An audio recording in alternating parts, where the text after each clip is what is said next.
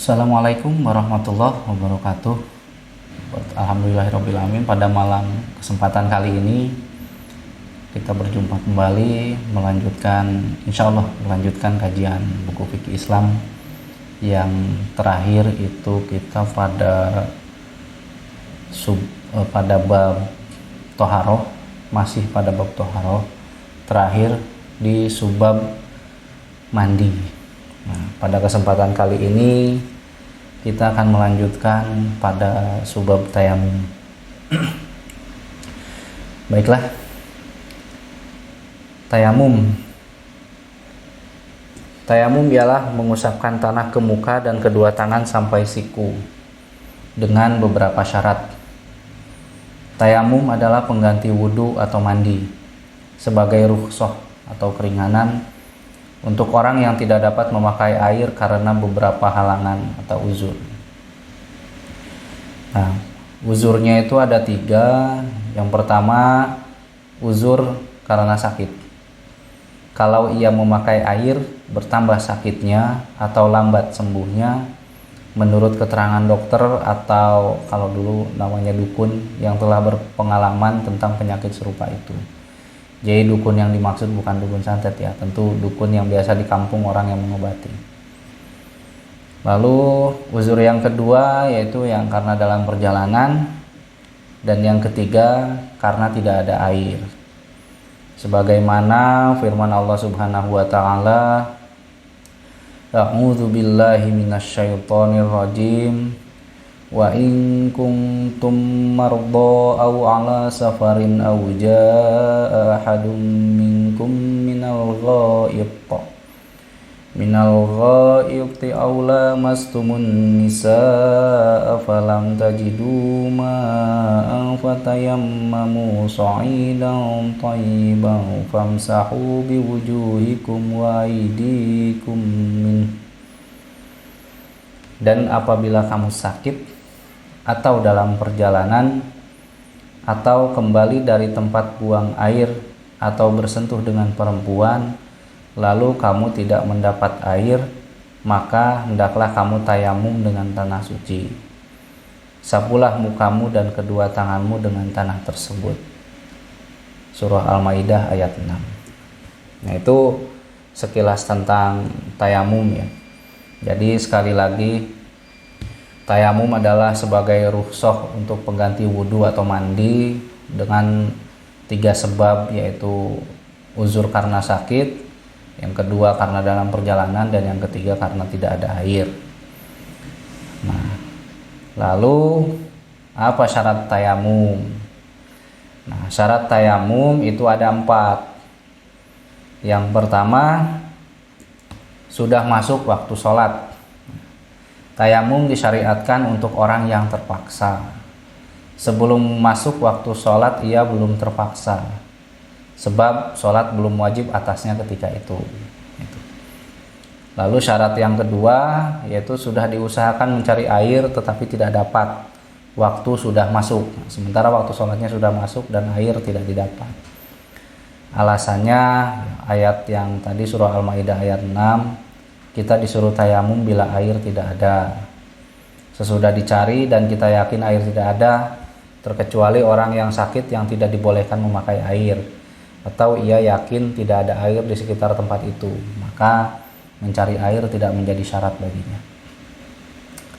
Lalu syarat tayamum yang ketiga yaitu dengan menggunakan tanah suci dan berdebu. Menurut pendapat Imam Syafi'i, tidak sah tayamum melainkan dengan tanah.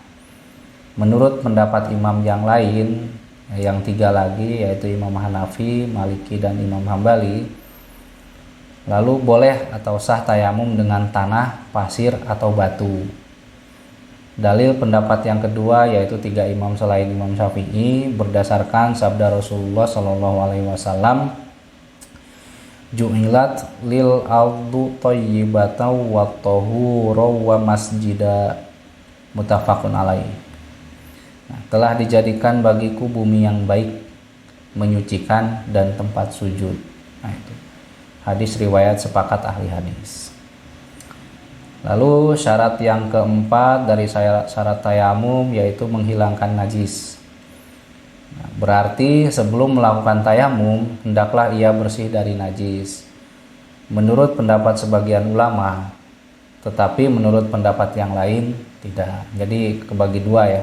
Untuk menghilangkan najis ini ada yang berpendapat untuk harus bersih dulu dari najis, sementara pendapat yang sebagiannya lain tidak. Oke, itu syaratnya tadi. Kita ulang. Syarat tayamum yang pertama yaitu sudah masuk waktu sholat. Yang kedua sudah diusahakan mencari air tetapi tidak ditemukan. Nah, sementara waktu sholat sudah masuk. Lalu yang ketiga dengan tanah yang suci dan berdebu. Lalu yang keempat menghilangkan najis. Itu tadi syarat untuk bertayamum. Nah, sekarang lanjut ke fardunya atau rukun tayamum. Nah, rukun tayamum ada 4 juga. Yang pertama yaitu niat. Hendaklah seorang yang akan melakukan tayamum berniat karena hendak mengerjakan sholat dan sebagainya, bukan semata-mata untuk menghilangkan hadas saja. Karena sifat tayamum tidak dapat menghilangkan hadas, hanya dibolehkan untuk melakukan sholat karena darurat. Keterangan bahwa niat tayamum wajib hukumnya ialah hadis yang mewajibkan niat wudhu yang pada subbab wudhu ya. Lalu rukun yang kedua mengusap muka dengan tanah, mukanya yang diusap. Lalu fardu yang ketiga atau rukunnya yang ketiga yaitu mengusap kedua tangan sampai ke siku dengan tanah. Nah, keterangannya ya masih di surah Al-Maidah ayat 6 yang tadi. Lalu yang keempat rukunnya yaitu menertibkan rukun-rukun. Artinya mendahulukan muka dari tangan, jadi berurutan ya. Alasannya sebagaimana keterangan menertibkan rukun wudu yang pada subbab wudu. Sebagian ulama ada yang berpendapat tidak wajib menertibkan rukun tayamum. Jadi kalau menurut buku ini, menurut Haji Sulaiman Rasyid itu memilih untuk yang menertibkan rukunnya. Jadi kembali lagi fardu atau rukun tayamum ada 4. Yang pertama niat, lalu yang kedua mengusap muka dengan tanah, yang ketiga mengusap kedua tangan sampai ke siku dengan tanah, dan yang keempat menertibkan rukun-rukun tersebut. Baik, itu tadi rukun tayamum. Lalu kita lanjut beberapa masalah yang bersangkutan dengan tayamum. Masalah yang pertama, orang yang tayamum karena tidak ada air tidak wajib mengulangi sholatnya apabila mendapat air. Alasannya ialah ayat tayamum di atas ya, yang surat Al-Maidah ayat 6 tadi. Tetapi orang yang tayamum sebab junub, apabila mendapat air ia wajib mandi bila ia hendak mengerjakan sholat berikutnya, karena tayamum tidak mengangkat atau menghilangkan hadas, hanya boleh karena darurat. Jadi tayamum itu adalah pilihan terakhir ya. Lalu masalah yang kedua, satu kali tayamum boleh dipakai untuk beberapa kali sholat, baik sholat fardu ataupun sholat sunat. Kekuatannya sama dengan wudhu, karena tayamum itu adalah pengganti wudhu bagi orang yang tidak dapat memakai air. Jadi hukumnya sama dengan wudhu. Demikian pendapat sebagian ulama. Yang lain berpendapat bahwa satu kali tayamum hanya sah buat satu kali sholat fardu dan beberapa sholat sunat. Tetapi golongan ini tidak dapat memberikan dalil yang kuat atas pendapat mereka. Jadi kembali lagi menurut beliau penyusun buku ini bahwa pendapat yang lebih kuat adalah pendapat yang satu kali tayamum boleh dipakai untuk beberapa kali sholat. Artinya kalau belum batal ya masih tetap boleh sholat.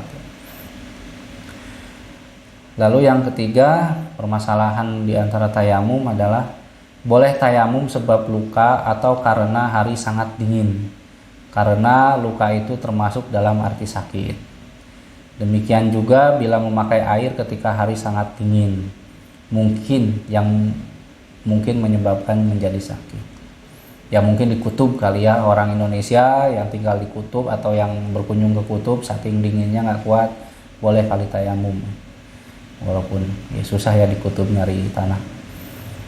Nah, ini ada 2 hadis. Hadis yang pertama, an Jabir qala kharajna fi safarin fa asaba rajulam minna hajarun fasajjah fi ra'sihi thumma ihtalama fasa'ala ashabahu hal tajiduna li rukhsatan fit tayammum faqalu ma najidu laka rukhsatan wa anta taqdiru alal ma'i faghtasala famata falamma qadimna ala Rasulillahi sallallahu alaihi wasallam ukhbira bidzalik faqala qataluhu fatalahumullah ala sa'alu idlam ya'lamu fa innama shifaa'ul ayyis su'alu innama kana yakfi ayyatayammama wa ya'siba ala jurhihi thumma yamsaha alaihi wa yaghtasila sa'ira jasadih.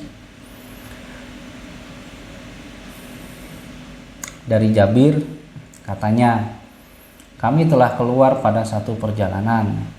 Kemudian seorang teman kami dijatuhi batu sampai luka kepalanya. Kemudian ia bermimpi. Lantas ia bertanya kepada teman-temannya, adakah kamu peroleh jalan yang memberi kelonggaran bagiku untuk tayamum? Mereka menjawab, kami tidak mengetahui jalan yang memberi kelonggaran bagimu, sedangkan engkau masih kuasa memakai air. Kemudian orang itu mandi yang menyebabkan dia mati. Kemudian ketika kami sampai kepada Rasulullah SAW, diceritakanlah hal itu kepada beliau. Nabi berkata, mereka telah bunuh dia. Allah akan membunuh mereka. Mengapa mereka tidak bertanya kalau tidak mengetahui? Sesungguhnya obat keraguan ialah bertanya. Sebenarnya cukup ia tayamum saja dan dibalut lukanya. Kemudian disapunya dengan air di atas balutannya itu dan dibasuhnya sekalian badannya yang lain. Hadis riwayat Abu Daud dan Daruqutni. Hadis yang kedua, an Amri binil Asi annahu lamma bu'itsa fi ghazwati dzatis salasil qala ahtalamtu fi lailatin baridatin syadidatil bardi fa asfaqtu inni tasaltu an ahlika fatayammamtu summa shallaitu bi ashabi sholatas subhi falamma qadimna ala Rasulillahi sallallahu alaihi wasallam dzakaru dzalika lahu faqala ya Amru shallaita bi ashabika wa anta junub faqultu dzakartu qaulallahi ta'ala wa la taqtulu anfusakum fatayammamtu summa shallaitu fadhahika Rasulullah sallallahu alaihi wasallam wa lam yaqul syai'a. Dari Amr bin As, sewaktu ia diutus ke peperangan Dzatis Salasil, ia berkata, saya bermimpi pada suatu malam yang sangat dingin. Saya takut akan berbahaya jika saya mandi. Maka saya tayamum, kemudian sholat bersama-sama dengan teman-temanku, yaitu sholat subuh. Tatkala kami datang kepada Rasulullah SAW, mereka ceritakan kejadian itu kepada beliau. Nabi berkata, ya Amr, engkau sholat dengan teman-temanmu padahal engkau junub. Saya menjawab, saya sebutkan firman Allah, janganlah kamu membunuh akan dirimu. Maka oleh karena ayat itu saya tayamum, kemudian saya sholat. Mendengar jawaban Amr itu, Rasulullah SAW tertawa dan beliau tidak mengatakan apapun sesudah itu. Hadis riwayat Ahmad dan Abu Dawud. Oke, itu tadi 3 permasalahan dalam yang bersangkutan dengan tayamum. Kita ulang lagi. Pertama, orang yang tayamum karena tidak ada air tidak wajib mengulangi sholatnya apabila mendapat air. Nah, kecuali tayamum yang sebab junub tetap wajib mandi kalau mau sholat berikutnya. Permasalahan yang kedua yaitu dipilih yang lebih kuat, 1 kali tayamum boleh dipakai untuk beberapa kali sholat hingga batal. Dan yang ketiga boleh tayamum sebab luka atau karena suhunya sangat dingin ya. Oke, itu tadi permasalahan yang terkait dengan tayamum. Nah, lalu kita lanjut dengan sunat tayamum. Sunat tayamum ini ada 3. Yang pertama, sunat untuk membaca bismillah. Dalil hadis sunat wudhu, dalilnya hadis yang mengenai sunat wudhu. Karena tayamum adalah pengganti wudhu. Kembali lagi ya, tayamum adalah pengganti wudhu. Lalu sunat yang kedua, menghembus tanah dari 2 telapak tangan supaya tanah yang di atas tangan itu menjadi tipis. Jadi kalau udah dibalur dengan tanah, si tangan itu dihembuskan dulu agar agak lebih tipis tanah yang ada di telapak tangan. Ada hadis Rasulullah SAW, qala Nabi sallallahu alaihi wasallam, innama kana yakfika an tadriba bikaffaika fit turab thumma tanfakha fihima thumma tamsaha bihima wajhika wa kaffaik. Sesungguhnya cukuplah bagimu apabila kau pukulkan kedua telapak tanganmu ke tanah, kemudian engkau hembus kedua tanganmu itu, lalu engkau usapkan kedua tanganmu itu ke muka dan telapak tanganmu. Hadis riwayat Daruqutni. Nah, ini penjelasannya, wa kaffaika di akhir hadis menjadi alasan bagi orang yang berpendapat bahwa yang wajib disapu dari tangan ketika tayamum hanya 2 tapak tangan saja, tidak usah sampai ke siku. Nah, sunat yang ketiga yaitu membaca 2 kalimat syahadat sesudah selesai tayamum sebagaimana sesudah selesai berwudu. Itu tadi 3 sunat tayamum. Kita ulang. Yang pertama membaca bismillah, yang kedua menghembus tanah dari 2 telapak tangan supaya tanahnya menjadi lebih tipis, dan yang ketiga membaca 2 kalimat syahadat sesudah selesai tayamum. Itu sunat tayamum. Nah, lalu lanjut lagi ke sub berikutnya yaitu hal-hal yang membatalkan tayamum. Jadi kita selesaikan saja soal yang berkaitan dengan tayamum. Hal-hal yang membatalkan tayamum itu ada 2. Yang pertama, tiap-tiap hal yang membatalkan wudhu otomatis membatalkan tayamum. Dan yang kedua ada air. Nah, jadi yang membatalkan tayamum itu 2. Semua yang membatalkan wudhu plus adanya air. Dengan adanya air sebelum mulai sholat, batallah tayamum bagi orang yang tayamum karena ketiadaan air. Ada 2 hadis di sini.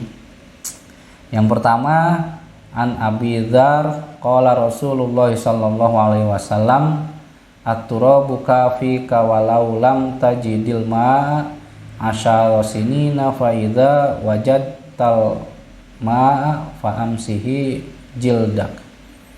Dari Abu Dzar, Rasulullah Shallallahu Alaihi Wasallam telah berkata, tanah itu cukup bagimu untuk bersuci walau engkau tidak mendapat air sampai 10 tahun. Tetapi apabila engkau beroleh air atau mendapatkan air, hendaklah engkau sentuhkan air itu ke kulitmu.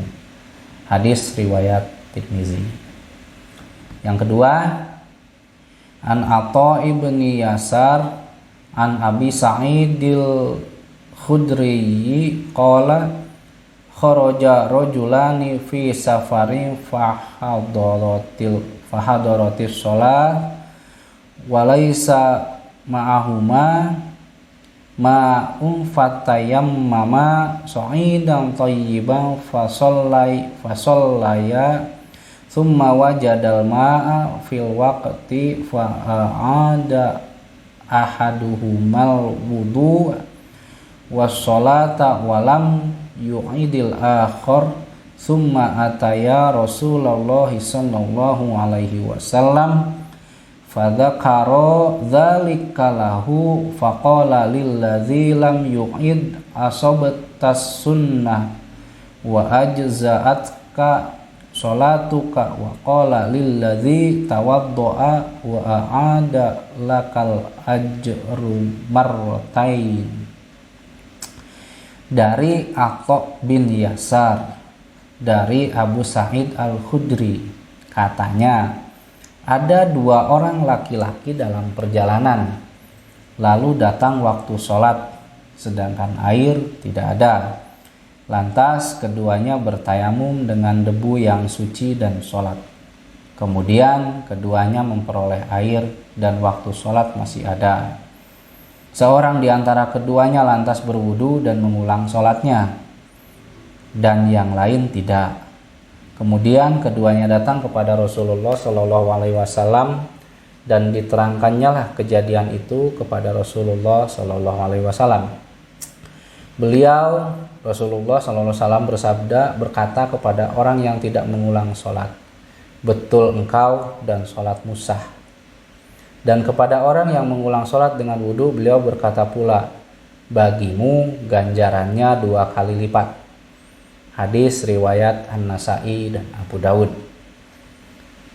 Nah itu baiklah.